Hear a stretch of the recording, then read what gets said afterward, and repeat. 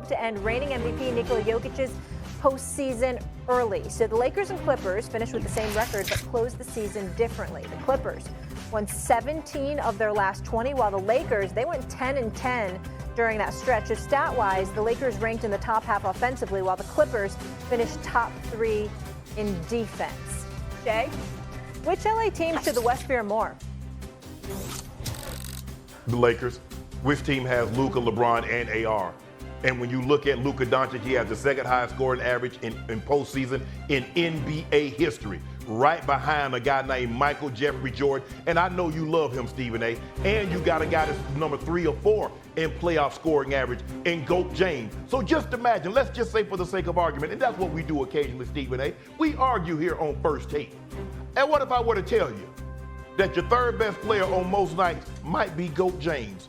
A man that has 42,000 points, a man that's been to 10 NBA Finals. I'm telling you, as I sit here before you in the congregation, and I'm letting everybody know that the third best player on a given night might be GOAT James.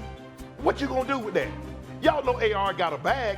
He's gotten better and better and better every single year. I defy anybody to tell me that he has not. And we know what Luka did. You saw when he went back to Houston. You saw what when he went back to Dallas. You saw what he did to the Rockets.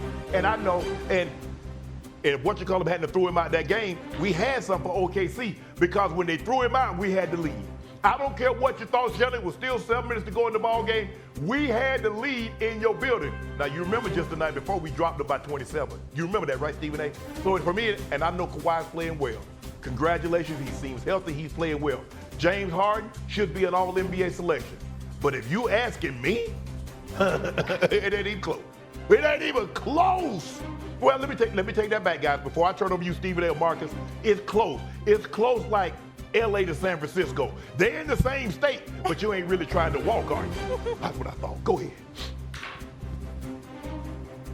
Go ahead, Eminem. Hey, Marcus, I'm gonna take this one over. Hey, and I've been on the Lakers bandwagon for a while now since they got Luka, but I'm gonna go with the Clippers, man. Like, we've been talking about Kawhi, we've been talking about Luka, we've been talking about King, right? James Harden has turned this year around. He's so much more fluent. He's getting everybody involved. He's scoring the ball.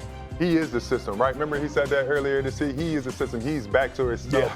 Yeah. He's on the platform. He's on that. He's on in that light, which I know personally because that's my guy. That he wants to be there. That's when he performs at his best. He has the ball in his hand. He has a coach that believes in him. He's the guy on the floor. He's the point guard. He's the scorer. And listen, Kawhi Leonard and James Harden, their combination has really worked. Those guys were really good friends off the court. And to be honest, I think James Harden was supposed to be a Clipper, right? And now he gets a chance to show you why he's back in LA. He's at home. He's playing in front of his hometown.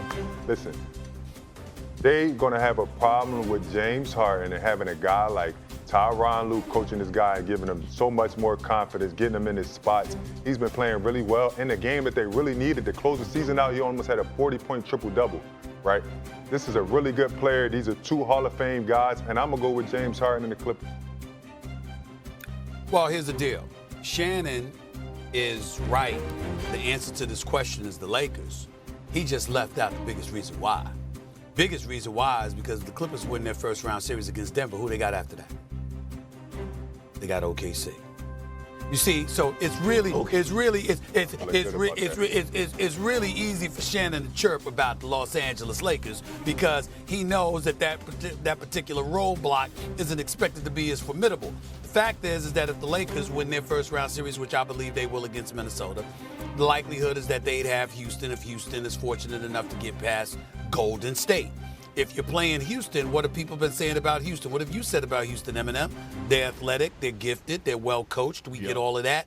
But they're young and they and who's that guy that's going to be the Mr. Bucket for you definitively? You're basically winning by committee offensively as opposed to having that go-to guy, which obviously the Lakers don't have a problem with. They got 2 go-to guys and a third coming up the rear in AR. That's something special. He's just getting better and better and better. And let us not negate the exceptional coaching job that J.J. Redick has done and his staff. So we got to take that into consideration as well. But in the end, what it comes down to is that Shannon's able to stick out his chest because the one team that's expected to be standing in Los Angeles way they don't have to see it all unless they get to the conference finals. And that's what he's really, really leaving out. Because if they had to run into OKC a bit earlier, we'd be having a different discussion. Shannon would still say the things that he said on a Monday, and then we'd have an APB out for him by the following week because we wouldn't be able to find him because he'd be hiding in the studios of Club Shay Shay or somewhere else because his leg is at 5. Prognostication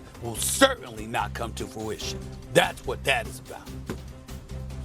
Whoa! If what Marcus is saying is true about the Clippers, they shouldn't even worry about the OKC Thunder. That should be the least of their concern. But they better deal with Yoke, the man that almost averaged a 30-point triple-double. He was top 3 in points, top 3 in rebounds, top 3 in assists, top 3 in steals. Nobody in the history of the game has ever finished top 3 in all those categories. So y'all worry about the Nuggets because y'all know what happened last time the Nuggets and the Clippers played, right? I don't want to bring that up. That's painful. It's painful for me to even talk about it. I don't even know why I brought that. Ain't got nothing to do with me. I don't even know why I brought that up, Stephen A. I should have kept that between me and the fence post. I'm sorry. But we got Corey of the Ozarks. He's our second or third best player on every given night. Who is going to stop Luka? Jaden McDaniels? You gonna put Ant-Man on him? I just want to know who y'all gonna put on him. Because now you gotta if you put your best defender on Luka, that means your second and third best options go to Goat, James, and AR. And we gonna eat. We don't mind eating. I don't like you it don't matter. Hey, Timberwolves, Team Wolf, Lakers in 5. Hey, I don't like you bringing up that Denver stuff. I just so happened to be a part of that clip. Oh, you was there? I didn't know that, Mark. My bad, Mark. I didn't know you was there. My bad. I don't even know why I brought it up. I said that, Stephen. I don't even know why I brought it up. They ain't had nothing to do with me. Yeah, I know. Hey, listen.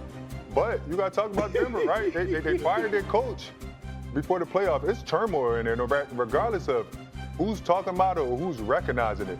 David Adelman is their head coach. He's never been the head coach of a playoff team, right? You're going against T. Lue and you're going against Van Gundy that added to their team. They became 3rd in the league in defense. I think Jokic is going to do Jokic things, but who else is going to step? You need Jamal Murray to have a great series, not just he has to be great, right?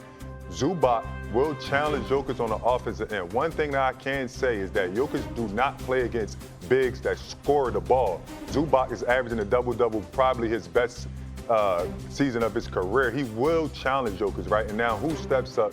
It's turmoil in there. I think that Denver put themselves in a position where if we lose, we fired our coach, right? If we win, then we played really well. Jokic had to have a couple 60-point triple-doubles. So if I'm Denver, I think it's kind of packing it in a little bit because firing your head coach that close, and not just your head coach, right? This is the same guy that Jokic won 3 MVPs under. This is the only coach Jokic have played for, right? It's turmoil there, and they're kind of setting up for if we do lose, hey, you know what I mean, we did some drastic things at the end of the season because we've never seen a championship coach be fired before the playoffs start. Like that's unheard of, right? So now we have to figure out how do they channel that injury and channel that energy and go against probably the best team in the last